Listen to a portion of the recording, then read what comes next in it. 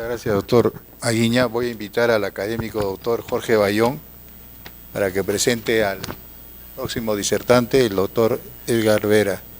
El doctor Jorge Bayón es docente principal del Departamento Académico de Enfermedades Infecciosas e Inmunología de la Universidad de San Agustín y ha sido decano de la misma facultad. Buenas tardes con todos. Tengo el gusto de poder presentar al doctor Edgar Vera Béjar, que va a dar una conferencia magistral, Un camino, los hábitos profesionales adquiridos en el pregrado de medicina. El doctor Edgar Vera Béjar ha sido profesor de la Facultad de Medicina de la Universidad Nacional de San Agustín por el espacio de 42 años, desde 1975 al 2017. Y el 2019 fue nombrado docente extraordinario en la calidad de docente emérito por su significada contribución al desarrollo de la docencia, investigación y producción intelectual. Es miembro de la Academia Nacional de Medicina desde el año 1993 y actualmente es miembro académico emérito. Lo recibimos con un fuerte aplauso.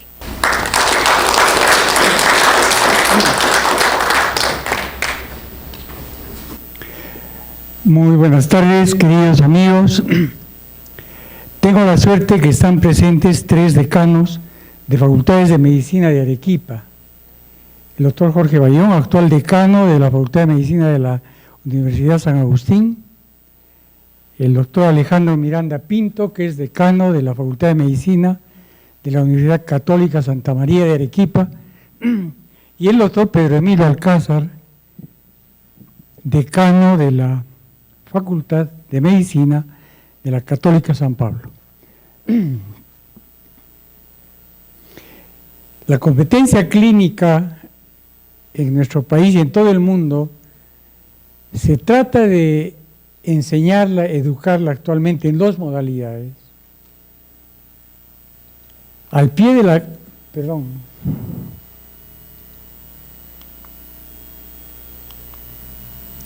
al pie de la cama del paciente o en presencia del paciente, es decir, en el paciente ambulatorio.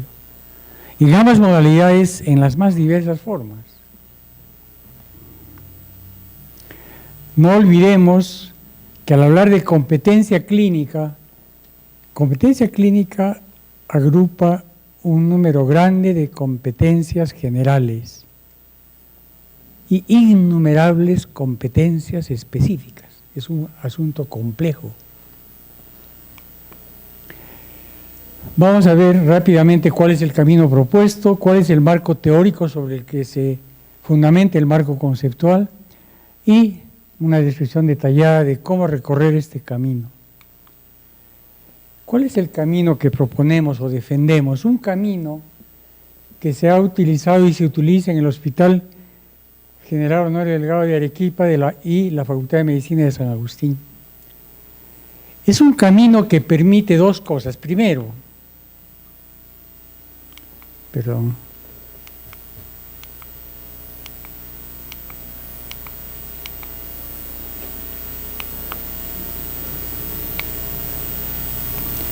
centralizar las actividades educativas en la adquisición de 3 hábitos profesionales apropiados. Y segundo, hacer esa educación en contextos clínicos auténticos. Al hablar de centralizar las actividades educativas, esos 3 hábitos potencialmente engloban todas las competencias generales y todas las competencias específicas que necesite el egresado.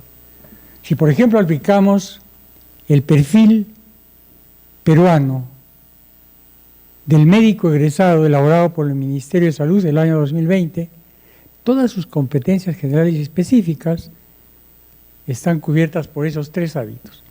Y en segundo lugar, esos 3 hábitos facilitan el aprendizaje activo y la evaluación, retroalimentación diarias, cada día, en tiempo real y en un escenario real. Al hablar de contextos clínicos auténticos, estamos hablando de al pie de la cama o en el paciente ambulatorio, en presencia del paciente. Si acá tenemos dificultades logísticas, en presencia del paciente ambulatorio son mucho más las dificultades. En un paciente hospitalizado, no menos de 3 días consecutivos. ¿Por qué? El primer día historia clínica completa, diagnóstico, tratamiento, al día siguiente diagnóstico, tratamiento ambulatorio y al tercer día alta, plan de prevención, salud, promoción de salud. Este camino lo recorremos en el Honorio Delgado con el estudiante en numerosos pacientes. Este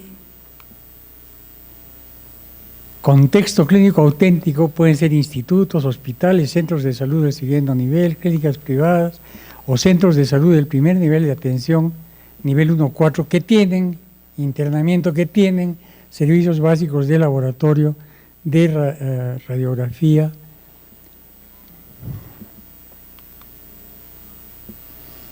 Primer hábito. Cada acto médico utilizando el método de razonamiento científico médico. No como conocerlo, sino como hábito. Acá tenemos que mencionar que si un estudiante de medicina va a adquirir la competencia, va a egresar con la competencia de examinar el abdomen, está capaz, es competente para examinar. Tiene que haber adquirido todas estas capacidades. Conocimientos del abdomen, anatómicos, fisiológicos, fisiopatológicos. Tiene que saber que la ecografía, la resonancia magnética no valen nada si no se tienen los datos del examen del abdomen. ¿Cómo examinar el abdomen? En esta posición, por ejemplo, se relajan los músculos, etcétera, etcétera. Comportamiento al examinar el abdomen. Empieza con su inspección, su palpación, su percusión, su auscultación. Valores.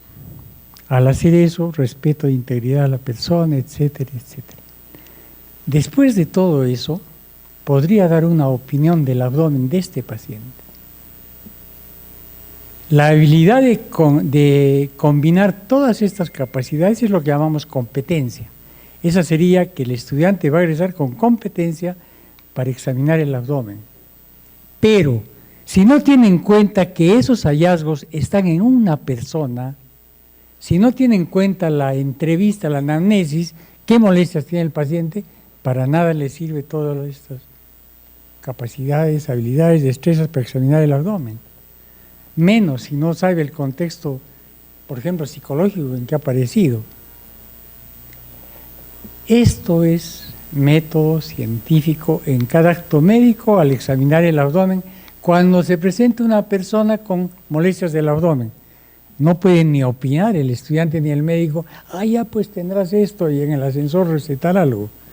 Si no hace su anamnesis, si no hace su examen físico, método científico, no como conocer, que así se debe hacer, como hábito en cada acto médico.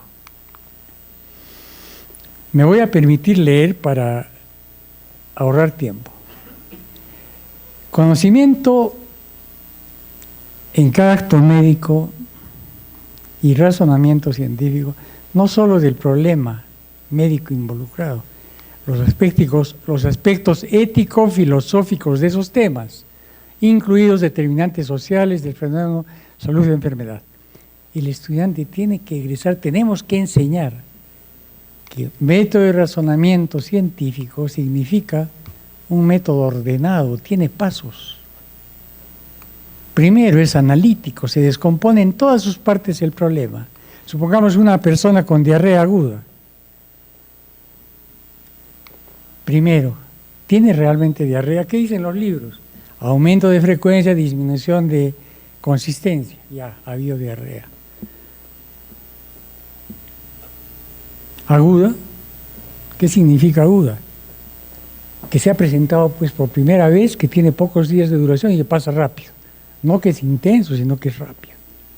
Pero si el estudiante no ha hecho bien la historia, y esto es un episodio de varios episodios, pues ya no vamos a pensar en diarrea aguda, cuyas causas más frecuentes son intoxicación por exotoxinas microbianas o invasión por enteroinvasivos. Si no, podría tratarse de intolerancia a la lactosa, por ejemplo. Y después de un tiempo le dieron una cosa que tenía leche y le dio diarrea aguda. O podría haber tenido síndrome de intestino irritable, que hay episodios de esto, etcétera, etcétera. El primer paciente que ve el alumno con nosotros, si no le enseñamos que tiene que enfrentar ese paciente que dice que tiene diarrea aguda con método científico de razonamiento, tenemos que enseñarle que primero descompone en todas sus partes. Es agudo, es diarrea, se empieza a juzgar las partes más simples y se pasa a las más complejas. Y hay que valorar la validez de cada elemento. Y luego plantear hipótesis. Por ejemplo, uno va al libro, diarrea aguda, causas más frecuentes, intoxicación alimentaria, enteroinvasiva, y la anamnesis tiene que decir pues que el tiempo de incubación de la diarrea aguda por exotoxinas es breve, 6, 8 horas o menos. En la enteroinvasión es más largo, 12, 24 horas, etcétera, etcétera. Plantea sus hipótesis y por el método de razonamiento inductivo, a partir de cada uno de los elementos, los síntomas, hubo dolor abdominal, hubo náusea, vómito, hubo fiebre, no fiebre, etcétera, a partir de cada elemento, buscar la hipótesis más probable. En este caso, probablemente enteroinvasiva, no había fiebre, no había piocitos en heces, etcétera, etcétera. Y el método deductivo del razonamiento, a partir de esa hipótesis aceptada, se explican todos los síntomas presentados por el paciente. El segundo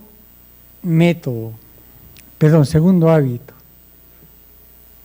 atender cada problema de salud o enfermedad de los pacientes, o cada problema en salud pública, con el mejor esfuerzo, porque eso es lo que espera la población, eso es lo que esperan los pacientes, que sus médicos los atiendan con su mejor esfuerzo. Y desde el punto de vista de los trastornos o enfermedades de las personas,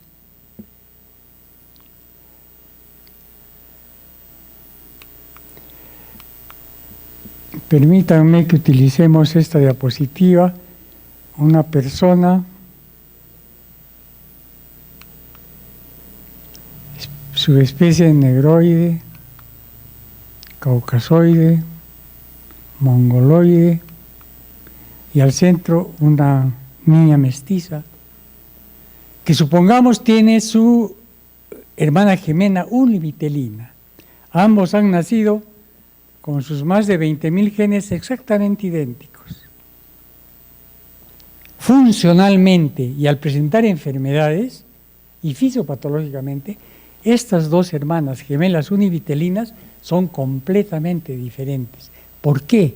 Porque aunque tienen, este es el DNA completo, más de 20.000 genes de una de las gemelas y acá virtualmente está el otro. La expresión de los genes depende de un conjunto de moléculas que se llama factores epigenéticos. Moléculas que están en el medio ambiente del DNA y que son las que permiten que se expresen los genes o no se expresen. Y si se expresen al alza unos genes y a la baja otros. Y algunos, miren, uno de esos factores epigenéticos son estos llamados micros ARN. Ustedes saben que si por ejemplo, es un gen de uno de esas hermanas univitelinas, este gen que tiene que ordenar que en el citoplasma los ribosomas fabriquen una proteína, este gen tiene que formar su ARN mensajero, ácido ribonucleico mensajero, que lleve el mensaje del núcleo al citoplasma y el citoplasma sintetiza la proteína ordenada por el gen. Pero estos micros ARN bloquean esos ARN mensajeros en su viaje al citoplasma. Y está demostrado que tenemos tantos micros ARN y que unos de ellos bloquean a varios RNAs mensajeros, que cada ser humano es como una lotería. La expresión de sus proteínas es como una lotería, irrepetible. Como si en una lotería, digamos, los números son del 1 al 9, pues tal secuencia, y otro, su hermana es igualita, del 1 al 9, tiene toda la secuencia, pero la lotería tiene números 1 grandes y pequeños, y tienen que repetirse según grandes o pequeños, de un color o de otro, de un grosor o de otro. Irrepetible cada persona. Y en su enfermedad, por eso se dice, no hay enfermedades, sino enfermos. Una neumonía neumocócica adquirida en la comunidad no va a ser igual en una persona que en otra, aunque sean univitelinos. Por eso el segundo hábito es importantísimo, con el mejor esfuerzo. Y para el tercer hábito, porque nosotros desde el año 1975 postulamos al enseñar a los alumnos que adquieran estos hábitos. Permítanme que veamos que nos diferenciamos de los animales, entre otras cosas, por la abstracción, la máxima expresión de la inteligencia. Y si consideramos que los valores morales son la máxima expresión de la abstracción, porque pues conlleva muchas cosas y tiene tal repercusión en la vida social, que es la máxima expresión de la inteligencia, los valores morales. Y definamos qué es un valor moral. No es una palabra fugaz buena, ni una actitud buena, pasajera. Está definido un valor moral como una disposición permanente del ánimo. Así es la persona.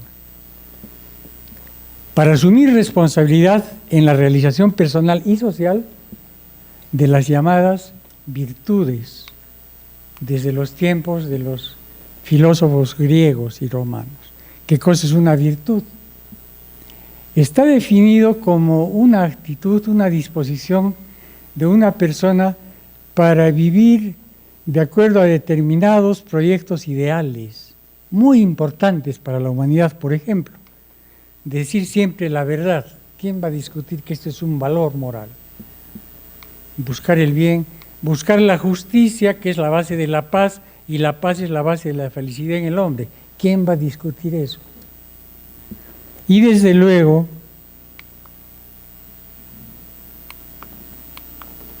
bueno, este es nuestro código moral andino. Si nuestros políticos o funcionarios públicos, cuando menos, cumplieran con no ser ladrón, no seas mentiroso, no seas ocioso, ya sería bastante. Pero ¿cómo el médico no va a tener valores morales? ¿Cómo vamos a permitir que un alumno egrese sin tener valores morales? Siendo la profesión más noble de la medicina, imposible.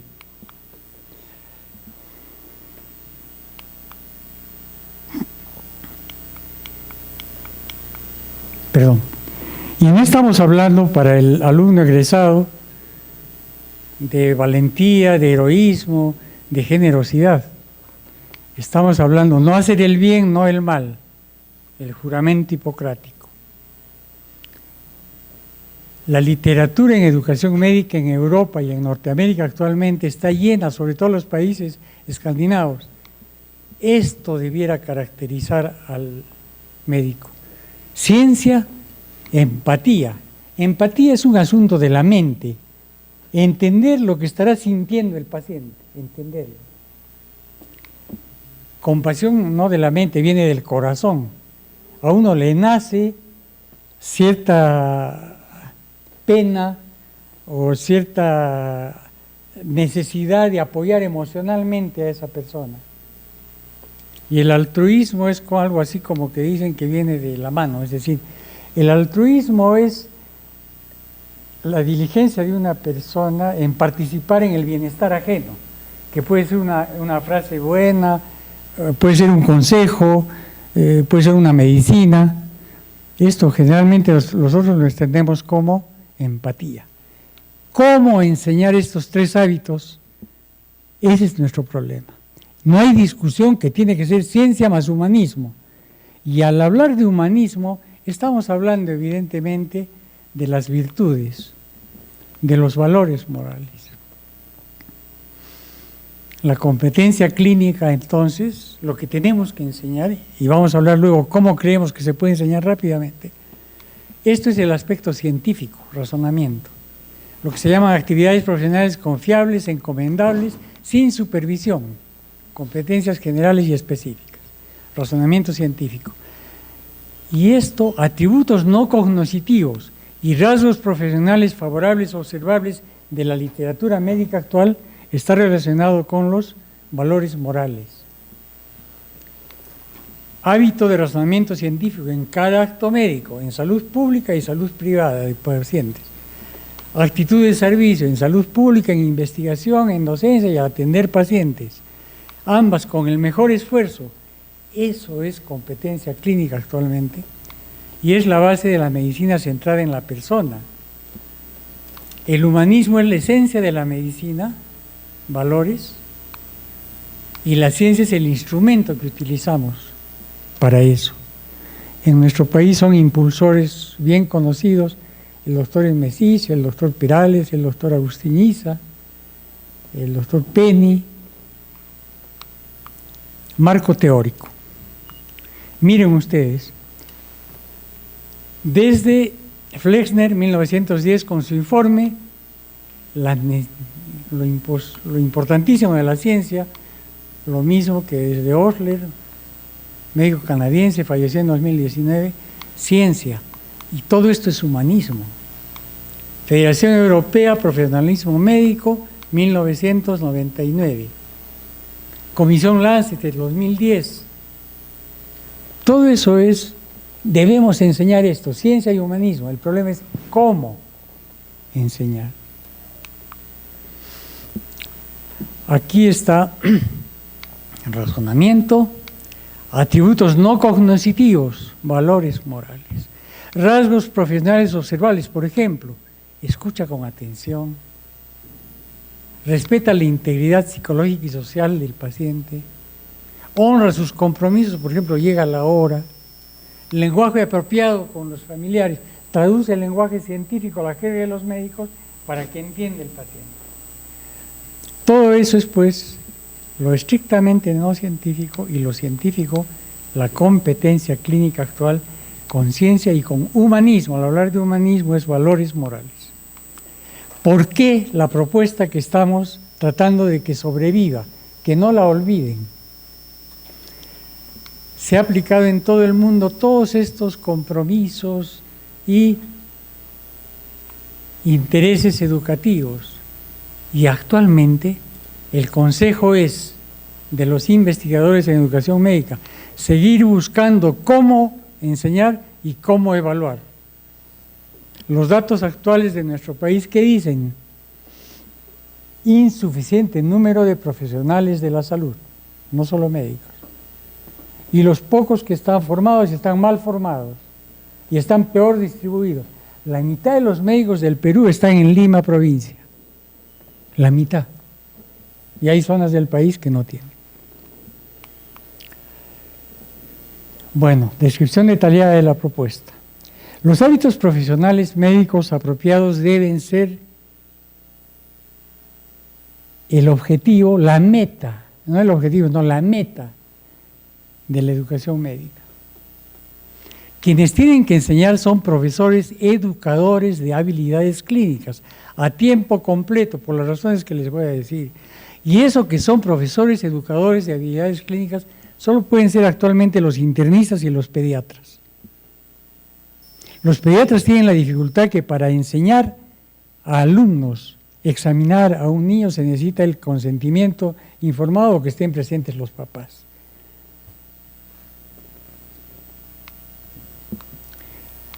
Y sus subespecialidades que previamente han hecho medicina interna en contextos clínicos auténticos. Tiene que ser en presencia del paciente, o pacientes hospitalizados o pacientes en consulta ambulatoria, pero en presencia de ellos. Y lo que es más, cuando hablemos o se habla de implementación, esto va a ser profesor, educador de habilidades plenas a tiempo completo, tiene que estar explicitado en el perfil profesional, que los alumnos van a aprender hábitos de competencia clínica.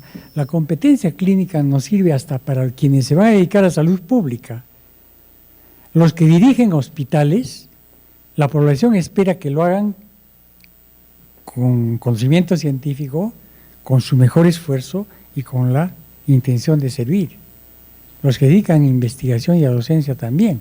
Entonces, tiene que figurar en el perfil profesional, en el currículo, en los respectivos sílabos y en los contratos y nombramientos de los profesores, porque esos van a ser profesores de competencia clínica, tienen que dedicarse a eso y se necesita mucho tiempo diario para eso. Pues bien, este es el Hospital Honorio Delgado Espinosa, que se fundó en el año 1960. Desde su fundación, la Facultad de Medicina de la Universidad de San Agustín emplea acá la enseñanza clínica, competencia clínica, desde el pregrado. Los alumnos de cuarto, quinto y sexto año, y luego en el séptimo, en el internado, vienen desde el tercer año a pasar visita en medicina, en ginecobstetricia, en cirugía, en neumología. No perdamos eso. Y en el país lo hacen muchos hospitales, y en varios hospitales del mundo. Pero en el pregrado, ese contacto directo, 4 años con pacientes, no existe en hospitales del hemisferio norte. Hay algunos hospitales en Norteamérica que el interno, que es el equivalente al R1 de acá, el residente de primer año, primer contacto directo con pacientes cuando es residente. Hemos tenido el aporte acá desde ese entonces, en todos los departamentos se enseña competencia clínica. Lo hacen los cirujanos, los ginecólogos, los pediatras. Al inicio vinieron pediatras, uno de Chile, 2 de Norteamérica. Un cirujano de Norteamérica era el presidente de la Comisión de Segunda Especialización Internada, el doctor Arnolfo Valdivia. Todos ellos instalaron la educación de competencias clínicas al pie del paciente. Pero yo he tenido la suerte desde el año 1974 trabajar en ese hospital en el servicio de medicina mujeres. Fui jefe, después jefe del departamento de medicina. Y miren ustedes, acá están los ascensores, ¿no? Este es un pasillo. Acá hay 2 sectores, cada uno de 16 camas, 2 sectores de internamiento, y en el pasillo otros 2 sectores. Esto está cortado, 4 sectores. Cada sector tiene 2, 4, estos puntitos son camas, 4, 8, 12, 16 camas, ampliables en todo este hall. Y tenemos 3 camas de cuidados especiales previos a UCI, cuidados intermedios y cuidados básicos, pacientes que ya van a salir. 2 internistas en cada sector. Un internista está pasando visita con 6 estudiantes. 3 externos, uno de cuarto año, uno de quinto y uno de sexto, que están haciendo medicina interna 1, 2 y 3, un interno y un residente. Pero ha habido temporadas que hemos tenido el doble y no ha habido problema. Empezamos la visita acá, es un ambiente grande, esto es un ventanal, otro ventanal, pasillo, y hay biombos. No tenemos como en Norteamérica, por ejemplo, pues un cuarto de un paciente hospitalizado de una camita o de 2 camitas, son de 4, pero cuando es necesario se pone o se le lleva al paciente acá. ¿Qué se hace? Acá dice 4 sectores, 2 internistas cada sector, el médico de la universidad, el profesor, trabaja 4 horas de 8 a 12 y al mismo tiempo es trabajador del hospital. O sea, tiene autoridad en el hospital, tiene responsabilidad sobre los pacientes y sobre los alumnos. Esas son unas fortalezas. Cada 6 semanas vienen 3 externos de medicina 1, 2, 3, un interno y un residente. A veces uno más de subespecialidad de medicina interna. A las 6 semanas otro grupo y a las 6 semanas otro grupo. De 7 a 8 entran los estudiantes, incluidos los residentes. Y a las 8 tienen listo todo porque ya ingresa el profesor. Muy bien. Este tipo de educación mereció una publicación en Análisis de Medicina Interna en el año 2001, cuando solo exigíamos que actúen los estudiantes de pre y de posgrado con responsabilidad y con profesionalismo, responsabilidad científica y ética. Pero en el año 2019 ya publicamos lo que desde el 2017 o antes, los hábitos aplicados a estos alumnos. Me voy a permitir leer cómo se hace esto.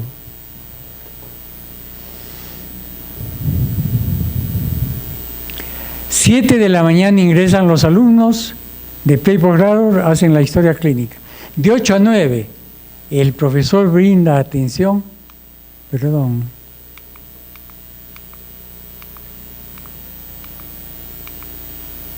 el profesor brinda atención pormenorizada a un paciente, 1 hora, de 8 a 9, que ingresó horas antes o el día anterior, y a las 7 de la mañana ya le hicieron la historia, o el externo de cuarto, quinto, sexto año, o el interno o el residente, o todos ellos. 1 hora. Por supuesto, y atiende un solo paciente que ya dio su consentimiento verbal informado al profesor para ser evaluada por él y los estudiantes. Y desde ahora les digo que hay una cultura en el Honorio Delgado de que cuando todos los alumnos van a las 8 a donde una cama y un paciente se alegran. ¿Por qué? Porque la van a ver minuciosamente. En esa hora el profesor realiza la evaluación y retroalimentación al estudiante. Y escuchan los 5 estudiantes del grupo de pre y de posgrado. ¿A qué se llama la evaluación? Por ejemplo, presenta la historia clínica, dice que el paciente ha tenido, ingresa por escalofríos. Y escalofrío para el médico significa pues bacteriemia o viremia, o paludismo, qué sé yo, pero no, pues la paciente dijo escalofrío. Pero y uno le pregunta, ¿ha tenido frío?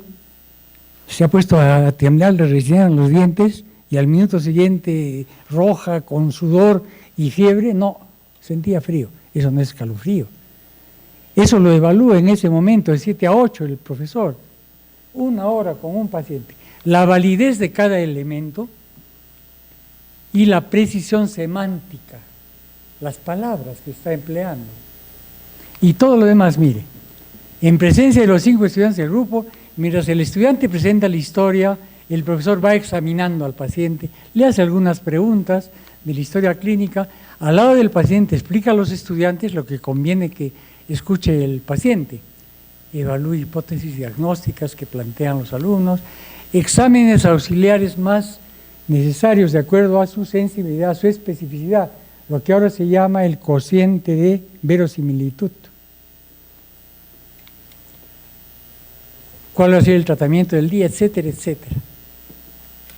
Pasan a la siguiente hora, 1 hora con ese paciente, hacen todo eso y ahí siguen la visita 1 hora más, hasta 2 horas podría ser más ágil con los demás pacientes, pero asisten los 5 estudiantes.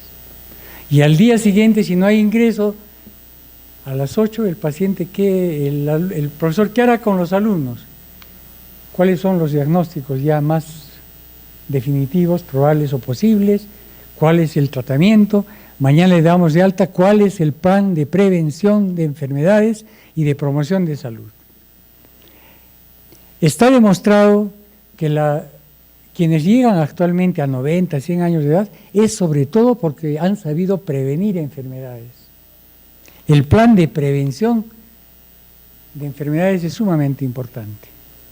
Después de las 10 o las 11, pues los alumnos sus cosas y los profesores también. Entonces, así como les he dicho, en esos días, 6 semanas con un grupo de alumnos, aprendizaje en base a problemas como estrategia educativa, problemas reales del paciente.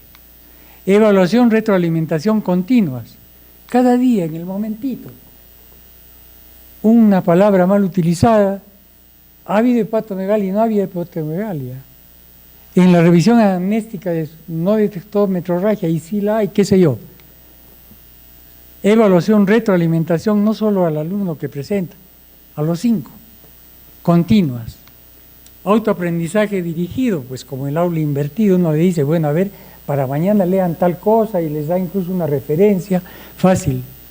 Medicina basada en la evidencia, o sea, para diagnósticos, para análisis, para tratamiento, resultados de observaciones en población, medicina basada en la evidencia. No que yo soy experto en tal cosa y para mí es así. Trabajo en equipo para resolver problemas, por supuesto, y no solo interprofesional, pero no solo intraprofesional, interprofesional. Acá se aprende de las enfermeras, venoclisis, tubajes, qué sé yo. Y las enfermeras o estudiantes aprenden de nosotros algunas cosas. Investigación, alguien va a decir, si no es el profesor de ellos, bueno, pero acá hay un vacío en la medicina, falta investigar esto, qué sé yo. Miren ustedes, el alumno que llega a hacer esto de la competencia clínica en el 4º año de medicina, está haciendo nutrición infecciosa, hematología, eso fundamentalmente hará en sus pacientes. En 5º año neumo, gastro, cardio, en 6º año endocrino, etc. Experiencias no fragmentadas, 6 semanas en el 4º año, 6 semanas en el 5º, un continuo, van a llegar al CERUF pues con competencia clínica y van a llegar al residentado médico con competencia clínica. En Cerro Norte, el R1, el residente primer año, que es el interno, ahí juntito tiene que aprender competencia clínica y sobre eso la sobrecarga de trabajo y se lo dejan todo para él, como se creen. Hay sindicatos actualmente fuera del país. Miren ustedes, hitos graduados apropiados. El 4º año solo se le enseñará y se le exigirá historia clínicas cabales, validez de cada elemento, plantear enfoques diagnósticos, sindrómicos, etc. Cuando ya esté en 5º año, además de eso, elección de exámenes auxiliares, cociente de verosimilitud, sensibilidad y especificidad de cada signo, síntoma o análisis, elaborar planes de diagnóstico y cuando esté en 6º año, antes del internado, todo lo del profesionalismo y desde luego medicina comunitaria. No debieran ir a contacto con pacientes antes de tener esto. Algo de competencia clínica. Claro que estando en 5º año con algo ya podría ser algo de atención primaria de salud, pacientes ambulatorios, pero antes de eso no. Cuando están en los años básicos, salud pública, todo lo que quieran, pero es muy traumática el contacto con pacientes ambulatorios con medicina comunitaria sin algo de competencia clínica.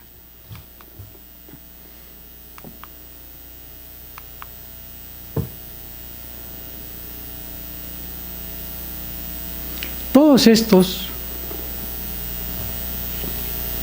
elementos auxiliares son para mejorar conocimientos, aula invertida, maniquís, simuladores robóticos, actores, pacientes estandarizados.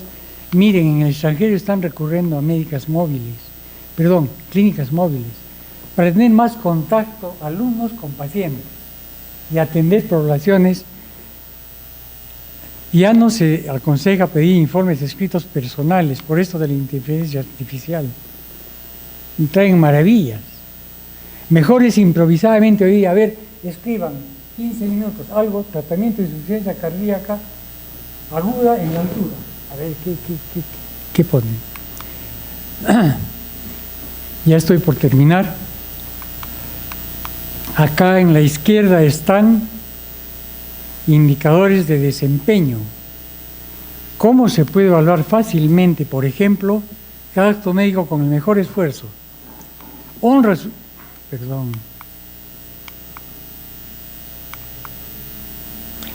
sus compromisos, por ejemplo, llega con puntualidad o siempre llega tarde, ese pues no es el mejor esfuerzo.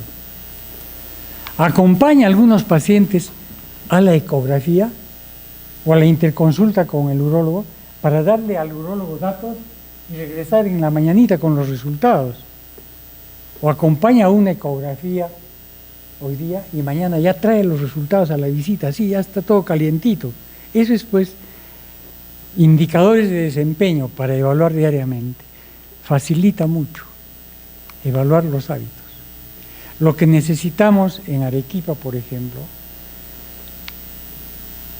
evaluar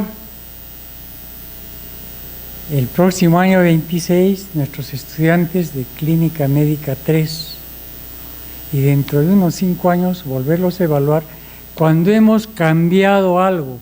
El currículo es como un ser viviente, algo que va cambiando. Yo no pude evaluar la efectividad de fijarnos en los hábitos profesionales, esos 3. No había consenso. No había consenso. Pero sí tuve la suerte de trabajar con estos doctores que siguen trabajando en eso.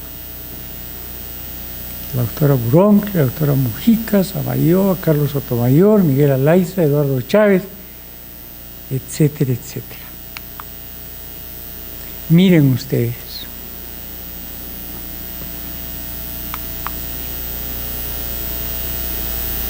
Esto del agotamiento en Norteamérica ha llevado a suicidios durante el 2019 a los residentes abrumados, ya no podían.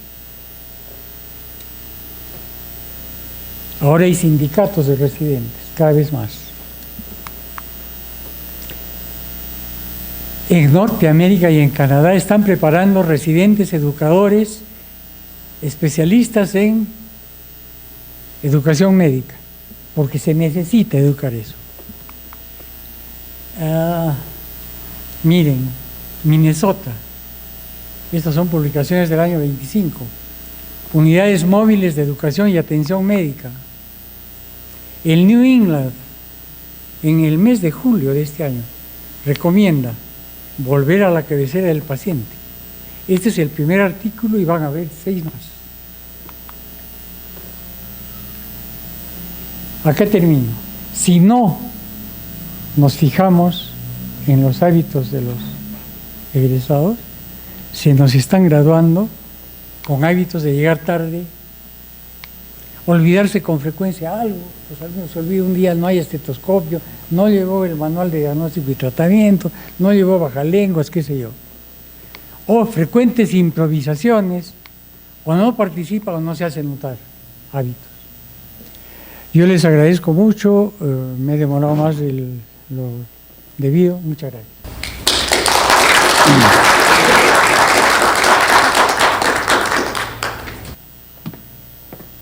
Muchísimas gracias, doctor Vera. Yo creo que el tema ha sido bastante interesante y sobre todo, permítanme, yo creo que llama a la reflexión a todos los que hacemos docencia y queremos formar los médicos que la sociedad reclama. Yo diría que esa sería la reflexión y por el tiempo que ha transcurrido, yo los dejaría como una reflexión para todos, agradecerle nuevamente al doctor Vera que con la experiencia que tiene nos ha ilustrado de un punto de vista que se tiene sobre lo que debe ser la educación médica para tener los médicos que todos necesitamos y requerimos. Muchas gracias por su atención. Gracias.